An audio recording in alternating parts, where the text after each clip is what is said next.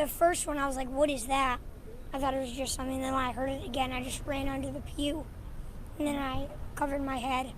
My friend Victor, saved me, though, because he laid on top of me, but he got hit. Your friend laid on top. Tonight, 2 children are dead in a shooting at a morning mass at Annunciation Catholic School in Minneapolis. The shooter is also dead from a self-inflicted gunshot wound, according to authorities.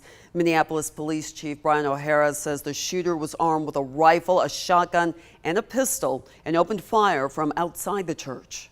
2 young children, ages 8 and 10, were killed where they sat in the pews. 17 other people were injured, 14 of them being children.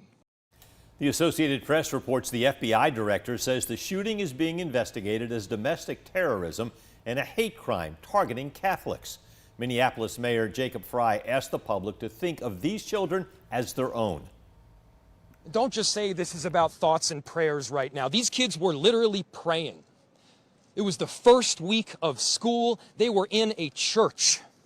They should be able to go to school or church in peace without the fear or risk of violence, and their parents should have the same kind of assurance.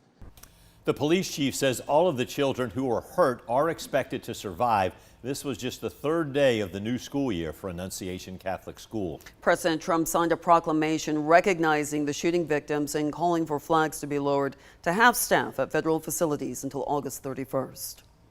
Lawmakers reacting to the shooting tonight, Governor Tim Walz said during a news conference, quote, "It's my strongest desire that no state, no community, no school ever experiences a day like this." And Georgia Governor Brian Kemp reacting as well. Today's shooting coming at the end of a dangerous month in Georgia after a shooting at an Army base and an Atlanta CDC. The governor said, quote, "Any attack on a place of worship and on innocent children who are there to learn is horrendous. And the victims, students, teachers, their families, and all of the first responders are in our prayers."